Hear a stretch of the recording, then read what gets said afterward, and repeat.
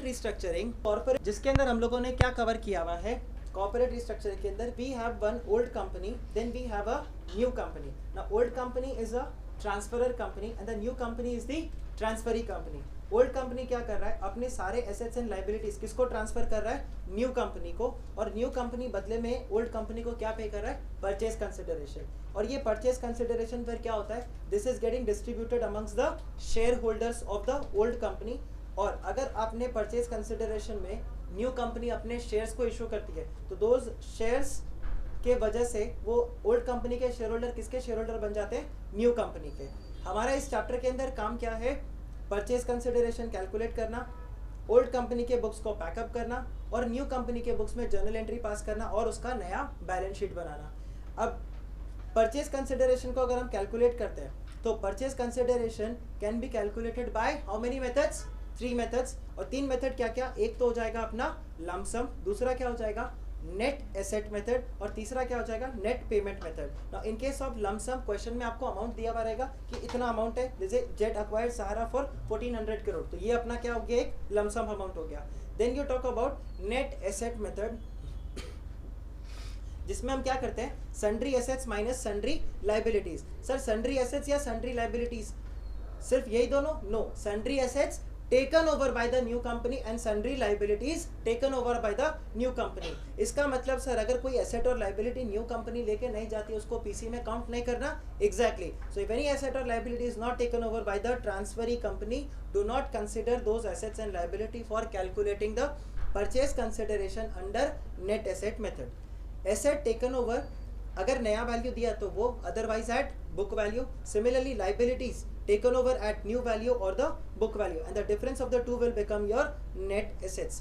Now asset includes all asset but it excludes your fictitious asset. कोई fictitious asset है तो उसको हम क्या कर देंगे, exclude करेंगे. and goodwill is not a fictitious asset for mergers and amalgamation, उसमें क्या है, वो intangible asset है. similarly liabilities के अंदर it includes all the third party liability, reserves and surplus को माइनस नहीं करना, शेयर कैपिटल को माइनस नहीं करना. इसके अलावा non current and current liability सब क्या हो जाएंगे उसमें minus.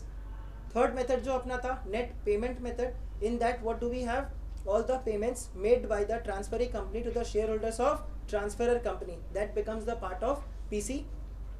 Now important is payment to, not payment in. मतलब सर हम किसको पेमेंट कर रहे हैं वो इंपॉर्टेंट है, कैसे पेमेंट कर रहे हैं वो इंपॉर्टेंट नहीं है. So all the payment made to equity in preference become the part of the purchase consideration. Sir ultimately net asset में भी तो पैसा शेयर होल्डर्स को ही जाता है, तो वो भी नेट पेमेंट मेथड हुआ क्या, नो. नेट पेमेंट मेथड अगर होगा ना तो आपको वो कंप्लीट इन्फॉर्मेशन बता देगा, this is paid to equity, this is paid to preference. अगर वो बोलता है बैलेंस पेड इन कैश, तो ये बैलेंस का क्या मतलब है, you need to find out PC by net asset method and then make the payment to the equity and preference shareholder. Net payment method का आइडेंटिफिकेशन कैसे रहेगा, rule you will find in the question, all the payments would be made. मतलब कुछ suspense में नहीं रखा होगा कि ये अमाउंट आप फाइंड आउट करो इक्विटी को जो देना है. बैलेंस एंड कैश सस्पेंस में छोड़ दिया ना, वहां पर आपको सस्पेंस में नहीं छोड़ेगा वो. इसको फिनिश करने के बाद हमने देखा था कि ओल्ड कंपनी के बुक्स को हमें क्या करना है, पैकअप. ओल्ड कंपनी के बुक्स को पैकअप करने के लिए अपना स्टेप्स क्या रहेगा, हमें ओल्ड कंपनी के बैलेंस शीट से हर चीज़ों को क्या करना है, हटाना है, क्योंकि उसके बैलेंस शीट को खाली करना है, उसके बैलेंस शीट से हर चीज़ों को हटाओ. तो हम हटाने के लिए क्या करते हैं, सबसे पहले बनाते हैं equity shareholder account. Equity shareholder account के अंदर what do we do, we transfer the equity share capital on the credit side, reserves and surplus on the credit side and the losses on the debit side. Then we open preference share holder account, जिसमें हम preference share capital को credit side पे transfer करते हैं, और balance assets and liabilities are transferred to the realization account where asset goes to the debit side and the liabilities go to the credit side. और realization account में सारा assets चला गया. हम cash को भी realization account में ले जाएंगे if it is not cash account, if it is taken over तो वो रियलाइजेशन में जाएगा, and if it is not taken over तो उसका भी एक नया अकाउंट बन जाएगा. सर रियलाइजेशन में आपने एक और पॉइंट बताया था क्या, to gross assets. Gross assets मतलब gross debtor, gross fix asset, and provisions कहाँ चले जाएंगे, अपने क्रेडिट साइड पे. फिर हमें क्या करना होगा स्टेप 2 में, ट्रांसफरी कंपनी से नेट एसेट्स, हमें नेट एसेट्स उसको पे करना है, ठीक है, और उससे हमें परचेज कंसिडरेशन लेना है. तो जब वो नेट एसेट्स ले लेगा तो रियलाइजेशन अकाउंट के थ्रू लेगा और वो पेमेंट कर देगा, और वो ये पेमेंट किसको चला जाएगा, PC equity and preference share holders को जाएगा. और उसके बाद में हमें क्या करना होगा, प्रेफरेंस शेयर होल्डर अकाउंट को पैकअप करना, उसका डिफरेंस जाएगा रियलाइजेशन में, रियलाइजेशन को पैकअप करो, उसका डिफरेंस किस में जाएगा, इक्विटी शेयर में, और अगर कैश रहा तो कैश का भी डिफरेंस किस में जाएगा, इक्विटी में। At last the equity shareholder account should tally. अगर वो टैली कर गया तो आंसर आपका करेक्ट, नहीं तो फिर से आपको स्टेप 1 से चेक करना होगा, कहीं ना कहीं आपने कोई मिस्टेक किया। रियलाइजेशन अकाउंट का अगर मैं आपको फॉर्मेट बता दूं तो realisation account debit side asset side book value, liability side book value, debit side the gross debtor and credit side the provision for bad debts. Then we have by transferee company, जिसमें हम क्या करते हैं, PC को pay करते हैं। Then balancing figure of the preference shareholder account will come, and if there is any realisation expense which is paid by the old company, तो वो भी कहाँ आ जाएगा, रियलाइजेशन के डेबिट साइड पे। ओके सर, अगर कोई एसेट है और कोई लाइबिलिटी है जो नई कंपनी लेकर नहीं गई, उसका क्या करेंगे। देखो एसेट है, कहाँ पर आया था, ओपनिंग एसेट डेबिट साइड पे आ गया था, तो जब आप उसको सेल ऑफ कर दोगे तो क्या कर दोगे आप, बाय कैश। रियलाइजेशन अकाउंट में बाय कैश मतलब sale of asset, realisation account में टू कैश, यानी कि those liabilities which are not taken over are being paid. Okay, and balancing figure goes to your equity shareholder account. Then journal entry same realisation account के through ही अपना आ जाएगा। फिर हमें क्या चेक करना है, न्यू कंपनी के बुक्स ऑफ अकाउंट्स में। सर अब हम न्यू कंपनी के बुक्स ऑफ अकाउंट्स में जब गए तो हमें क्या चेक करना था कि सर एक अकाउंटिंग स्टैंडर्ड है जो उसके ऊपर एप्लीकेबल होता है, और उस अकाउंटिंग स्टैंडर्ड का नंबर क्या है, 14। सो AS 14 क्या बोलता है, amalgamation is in the nature of merger or it is in the nature of purchase, और वो क्या बताता है, 5 condition.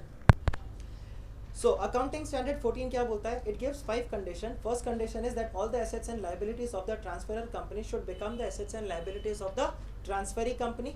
Such transfer should be made at book value and the business should be transferred on going concern basis. और last के दो किसके ऊपर है, शेयर होल्डर्स और पीसी के ऊपर। सो 90% of the shareholders of transferor company should become the shareholders of transferee company and the purchase consideration must be paid only in equity shares of transferee company. However, cash can be paid to settle the fractions. अगर आप ये पांचों condition को fulfil करते हो तो आप क्या हो, मर्जर और pooling of interest method, otherwise you are a purchase. Amalgamation is in the nature of purchase. Accounting standard 14 किसी भी तरह से न्यू कंपनी को रेस्ट्रिक्ट नहीं करता, खाली अकाउंटिंग ट्रीटमेंट बताता है। तो पांचों कंडीशन को देखो, फुलफिल हुए तो मर्जर, नहीं तो परचेज। फिर सर जर्नल एंट्री में क्या डिफरेंस है, बिल्कुल भी डिफरेंस नहीं, बस खाली देखो मर्जर को हम क्या मानते हैं, रेवेन्यू नेचर का, और परचेज को हम क्या मानते हैं, कैपिटल नेचर का। इसीलिए अपना पहला एंट्री क्या होता है, इधर बिजनेस मर्जर हो जाएगा, उधर क्या आ जाएगा, business purchase. So business merger to liquidator of old company, और इधर business purchase to liquidator of old company. Next assets debit what comes in, ठीक है। सो एसेट्स को डेबिट करते हैं और लाइबिलिटीज को क्रेडिट कर देते हैं। So assets debit, liabilities credit, and to business merger all will be done at book value. Asset at book value, liability at book value, and business merger at purchase consideration. यहाँ पर भी क्या रहेगा, purchase वाले में asset debit, liabilities credit to business purchase, उधर business merger, इधर business purchase. But second entry का बैलेंसिंग फिगर मर्जर में क्या हो जाएगा, इट विल बी इधर जनरल रिजर्व और P&L account, whether on the debit side और credit side. Whereas in case of purchase, balancing figure on the debit side is a loss, it is a capital loss, so it is transferred to goodwill. And balancing figure of second entry in case of purchase is, if it is on the credit side, then it represents gain, that to capital gain, so it is transferred to capital reserve. Now liquidator को आप क्या कर दो, पे कर दो। So liquidator debit to equity share to security premium to cash or whatever amount is to be paid. Then old debenture debit to new debenture. क्यों sir, हम ओल्ड कंपनी के डिबेंचर को एक्वायर करते हैं, अभी हम ओल्ड डिबेंचर्स को cancel करके उनको न्यू कंपनी मतलब अपनी कंपनी के डिबेंचर्स देंगे। So old company debentures debit to new company. इसके अलावा अगर आप कोई एक्सपेंस वगैरह पे कर रहे हो, मर्जर एक्सपेंस हो रहा है तो amalgamation expense debit to cash and then transfer it to P&L account, that is P&L account debit to amalgamation expense. Alternatively आपको कई जगह क्या दिखेगा, P&L account debit to cash. But in case of amalgamation expense in the nature of purchase, तो entry क्या हो जाएगा, goodwill to cash. Second entry का गुडविल और ये वाली एंट्री का गुडविल दोनों ऐड होके कहाँ चला जाएगा, बैलेंस शीट के अंदर। एंड कोई स्टैट्यूटरी रिजर्व अगर न्यू कंपनी को क्रिएट करना है तो एंट्री क्या हो जाएगा, amalgamation adjustment reserve debit to statutory reserve. Statutory reserve balance sheet में कहाँ जाएगा, रिजर्व्स एंड सरप्लस में, और अमैल्गमेशन एडजस्टमेंट रिजर्व कहाँ चला जाएगा, बैलेंस शीट में एसेट साइड पे। आया, तो ये अपना न्यू कंपनी के बुक्स में था। जब बैलेंस शीट बनाओगे तो आपको क्या ध्यान रखना है, whatever journal entries you have pass, only those changes have happened in the new companies balance sheet, जिसमें business merger, business purchase debit credit होके कैंसिल हो जाता है फर्स्ट और सेकंड एंट्री में, लिक्विडेटेड डेबिट क्रेडिट होके cancel हो जाता है, नेट में आपके पास क्या बचता है, खाली एसेट्स एंड लायबिलिटीज, खाली उसी का एडजस्टमेंट आपको बैलेंस शीट में करना होगा। सर फिर मर्जर एमैल्गमेशन फिनिश होने के बाद हम लोग कौन से चैप्टर पे आ गए थे, इंटरनल रिकंस्ट्रक्शन। और कॉन्सेप्ट ऑफ इंटरनल रिकंस्ट्रक्शन कब आता है सर, दो ही सिनेरियो में, या तो कंटिन्यू कंपनी में क्या हो रहा है, losses, it is continuing losses in the new in the company, और the assets are overvalued and the liabilities are undervalued. In that case company रोते रोते किसके पास पहुंच जाती है, हाई कोर्ट, और हाई कोर्ट के पास पहुंच के क्या होता है, हाई कोर्ट के पास पहुंचने के बाद एक स्कीम तैयार किया जाता है, और हाई कोर्ट को बोलते हैं, हाई कोर्ट आप इस स्कीम को क्या करो, अप्रूव करो। अप्रूव करने के पहले हाई कोर्ट क्या बोलता है, क्या तुमने अपने मेंबर्स और शेयर होल्डर को पूछा, बोला नहीं, तो बोला जाओ मीटिंग करो, पहले शेयर होल्डर और मेंबर से अप्रूवल लेके आओ। तो एक क्लास मीटिंग ऑफ मेंबर्स और क्रेडिटर्स होता है, जहां पर क्या करते हैं हम लोग, उस स्कीम को अप्रूव कराते हैं। अप्रूव कराने के बाद हाई कोर्ट उसको उसके ऊपर क्या लगा देते हैं, अपना ठप्पा, वो ऑर्डर पास हो जाता है। Now as per the scheme approved by the members and creditors and also by the high court, what do we implement the scheme, और उस स्कीम को इम्प्लीमेंट करके हम क्या करते हैं सर, हम एसेट्स को रिवैल्यू करते हैं, लायबिलिटीज को रिवैल्यू करते हैं, हम अपने शेयर कैपिटल को कम करते हैं, डिबेंचर्स को राइट ऑफ करते हैं, उनको कन्वर्ट करते हैं, फिक्टिशियस एसेट, इंटेंजिबल एसेट्स को राइट ऑफ करते हैं, और लास्ट में अपने बैलेंस शीट से लॉसेस को गायब कर देते हैं। क्लियर? तो हम इसमें क्या बनाते हैं, कैपिटल रिडक्शन अकाउंट और इंटरनल रिकंस्ट्रक्शन अकाउंट, जिसका नेचर क्या है, nominal. So debit all expenses and losses and credit all incomes and gains. So अब चेक कर लेना, एसेट के इंक्रीज होने पे फायदा, तो बाय इंक्रीज इन एसेट, और एसेट के डिक्रीज होने पे नुकसान, so to decrease in asset. Similarly liability decrease होने पे फायदा, so by decrease in liability and to increase in liability. आया?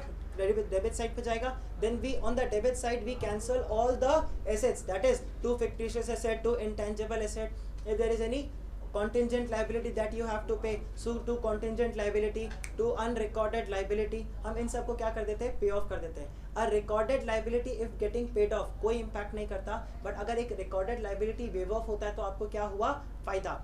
इसी तरह से सर एक अनरिकॉर्डेड लाइबिलिटी अगर वेव ऑफ हो जाता है, या एक कॉन्टिंजेंट लाइबिलिटी वेव ऑफ होता है, no impact, but if a contingent or a unrecorded liability is paid off, then it is a loss for you. ये सब कवर करने के बाद में हम लोग क्या चेक करते हैं, इंटरनल रिकंस्ट्रक्शन अकाउंट टैली कर गया क्या, अगर टैली कर गया तो अच्छी बात, लेकिन अगर डेबिट साइड पे बैलेंसिंग फिगर है तो it is a gain for us, तो हम लोग उसको कहाँ पे ट्रांसफर कर देते हैं, कैपिटल रिजर्व में। और अगर बैलेंसिंग फिगर क्रेडिट साइड पे आ जाता है तो हम क्या बोलते हैं, अपने लिए अभी भी लॉस है, उसको हम कहाँ ट्रांसफर करते हैं, गुडविल के नाम पे, और ये अपने बैलेंस शीट में चला जाता है। सर इसके अंदर एक खास बात और ये है कि हाई कोर्ट क्या बोलता है कंपनी को, आपने अपने बैलेंस शीट को कम किया, रिस्ट्रक्चरिंग किया, रिड्यूस किया, तो अपने नाम के साथ क्या लगा लो, and reduce. So whatever is the balance sheet of the company, balance sheet of ABC limited previously, अभी क्या हो जाएगा, balance sheet of ABC limited and reduced. इस चैप्टर में सर एक चीज हमें बहुत ध्यान से रखना है, क्या सर हमें इस चैप्टर में क्या ध्यान से रखना है सर, नरेशन के अंदर